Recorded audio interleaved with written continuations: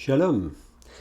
Aujourd'hui, nous allons continuer notre histoire de Laban et Jacob. Nous avons déjà vu dans les versets précédents que Laban avait deux filles. Une de ses filles, Rachel, était un peu plus belle physiquement que sa sœur, et nous allons voir comment ça provoque une certaine réaction de la part de Jacob dans le verset pour aujourd'hui, le verset 18.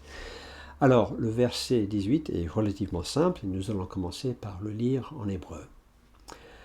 ויאהב יעקב את רחל ויאמר אעבדך 7 שנים ברחל בתך הקטנה. Ok, mais ça ne devrait pas poser trop de difficultés.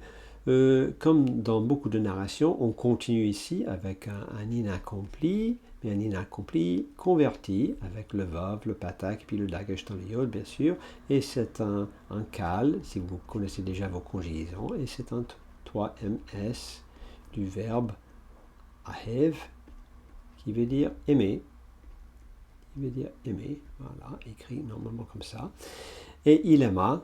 Donc ici c'est le nom propre, bien sûr, Jacob. Et Jacob aima, indicateur de COD avec le et. Il aima qui ou quoi? Il aima Rachel, donc encore un deuxième nom propre. Et Jacob aima Rachel. Vayomer, exactement la même analyse que nous avons ici. Inaccompli converti, kal, 3ms, du verbe amar cette fois. Donc, et il dit. Alors qu'est-ce qu'il dit? Alors maintenant nous devons travailler un petit peu plus. Nous allons enlever le début et la fin aussi. Donc avec le début, un Aleph, nous avons une préformante et ça nous dit bien sûr que nous avons un inaccompli avec un Aleph, première personne singulier. On reconnaît le verbe au milieu avad qui veut dire travailler ou servir.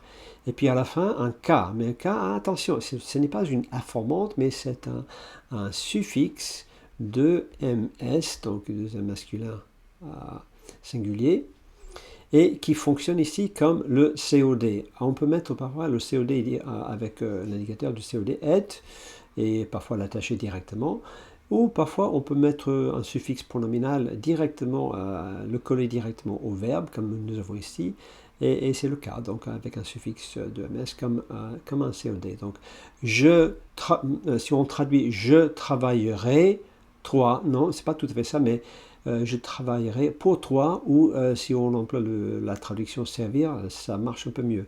Je te servirai. Donc c'est dans ce sens-là que ça fonctionne comme un COD. Je te servirai.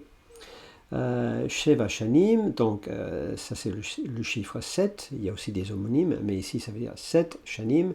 C'est le pluriel de Shana, hein, donc un an, cette année.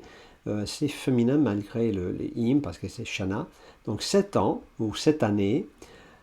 Et puis Be Rachel. Alors le Be qui est là, bien sûr Rachel, ça c'est le nom propre, Rachel, donc Rachel.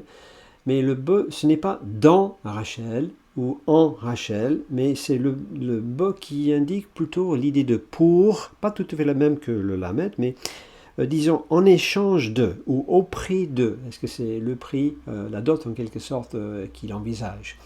En échange de Rachel, Bitika, donc ça c'est le nom Bat, bien sûr, c'est le féminin de Ben, et ça veut dire fille, donc avec le suffixe pronominal, encore de ms, ta fille, Hakatona, bien sûr l'article, et puis suffixe, plutôt une terminaison féminine à la fin, donc ta plus jeune fille, ta petite fille, donc pas la petite dans le sens que le grand-père, mais la plus jeune.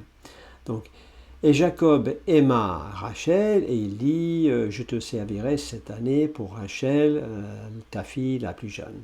Alors, nous allons cacher notre travail ici et voir juste deux traductions avec la colombe d'abord.